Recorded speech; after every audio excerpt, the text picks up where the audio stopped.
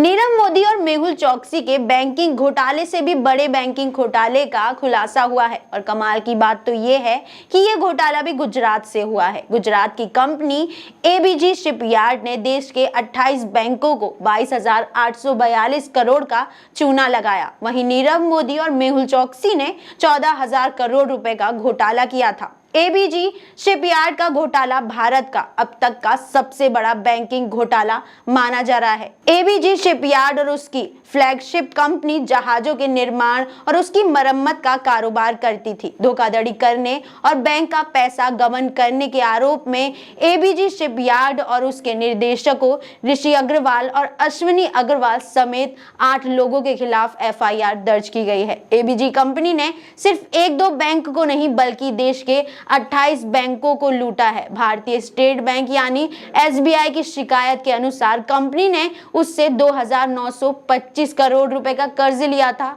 वहीं देश की सबसे बड़े निजी बैंक आईसीआईसीआई से सबसे ज्यादा 7,079 करोड़ रुपए का कर्जा लिया। आईडीबीआई से 3,634 करोड़, बैंक ऑफ बड़ौदा से 1,614 करोड़, पंजाब नेशनल बैंक से 1,244 और इंडियन ओवरसीज बैंक से 1,228 करोड़ रुपए का कर्जा लिया, जो अभी भी बकाया है और उसका घोटाला अप्रैल 2012 से जुलाई 2017 के बीच किया गया। वैसे ऐसा नहीं है कि इस मामले की शिकायत सिर्फ एक बार की गई हो या एकदम से चुनावों से पहले ये मामला सामने आया हो। इस मामले की शिकायत भारतीय स्टेट बैंक ने कई बार की थी, लेकिन कोई भी कार्रवाई नहीं की गई, ना ही कोई हल निकाला गया। एसबीआई ने सबसे पहले 8 नवंबर 2019 को शिकायत दर्ज कराई थी, जिस पर सीबीआई ने 12 मार्च 2020 को कुछ स्पष्टीकरण मांगा था। फिर एसबीआई ने बैंक से उसी साल 2022 अगस्त में एक नई शिकायत की, लेकिन उस पर कोई कार्रवाई नहीं की। उस समय 1.5 साल से अधिक समय बाद जांच करने के बाद सीबीआई ने 7 फरवरी 2022 को प्राथमिकी दर्ज करने वाली शिकायत पर कार्रवाई की। मतलब इतने साल तक ये प्रोसेस चलता रहा। एसबीआई की शिकायत पर कोई भी एक्शन नहीं लिया गया, लेकिन चुनावों से ठीक 1 महीने पहले इस मामले को तूल दिया गया। लेकिन तूल दिया गया कुछ समय तक दिया गया, क्योंकि जब ये घोटाला हो रहा था उस समय गुजरात के जो मुख्यमंत्री थे वो थे पीएम मोदी। प्रधानमंत्री मोदी उस समय गुजरात के मुख्यमंत्री हुआ करते थे। वैसे हमेशा दावा किया जाता है कि जब पीएम मोदी वहां के सीएम थे तो वहां पर विकास हुआ। आज भी वहां सबसे ज्यादा तेजी से विकास हो रहा है, लेकिन ये गमन जब से सामने आया है तब से ऐसा कुछ देखने को नहीं मिलता। जैसे देश में गरीबी बढ़ती जा रही है और ये कुछ गिने चुने लोग हमारे देश को लूट के विदेश में चले जाते हैं। नीरव मोदी और मेहुल चोकसी की तरह भी ये लोग भी भारत का पैसा गबन करके विदेश में चले गए हैं। वहां उन्होंने प्रॉपर्टी खरीदी है और दावा किया जा रहा है कि वो विदेश में ही रह रहे हैं, लेकिन अभी तक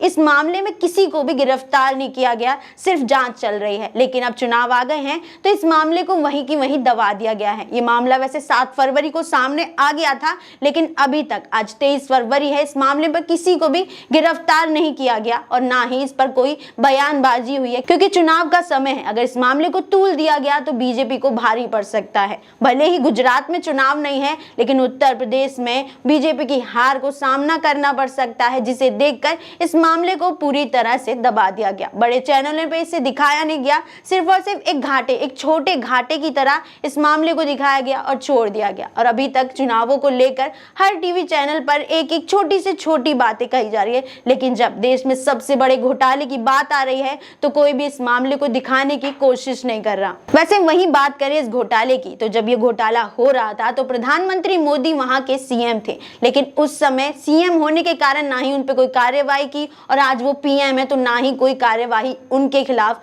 कर सकता है। लेकिन विपक्षी पार्टियों ने सवाल उठाए हैं, लेकिन उनके मुद्दों को भी नहीं दिखाया जा रहा। वैसे चुनाव है, सारी पार्टियां उन्हीं 5 राज्यों को देखने में लगी हैं, इस मुद्दे पर कोई नहीं देख रहा। लेकिन अगर इस मुद्दे को ध्यान से देखा जाए तो आज ये हो सकता है कि देश में जो गरीबी है, बेरोजगारी है, इसी के कारण है, क्योंकि देश का पैसा विदेश में गया हो। यहाँ पे गरीबी दिन पर दिन बढ़ती जा रही है, क्योंकि देश में पैसा नहीं है और जो पैसा है वो अपने ही देश के लोग बाहर लेके जा रहे हैं। ऐसे आपको क्या लगता है, इस मामले को तूल देना चाहिए था, इस मामले को ध्यान में लाना चाहिए था सरकार को, क्योंकि ये मामला खुद पीएम मोदी से रिलेटेड है, तो इसे ज्यादा मीडिया ने पकड़ा नहीं, क्योंकि अगर पकड़ते तो उन्हें भारी पड़ सकता था। आपका क्या कहना है इस बारे में हमें कमेंट सेक्शन में जरूर बताएं। फिलहाल इस वीडियो में इतना ही। ज्यादा अपडेट्स के लिए फॉलो करें ऑथम न्यूज।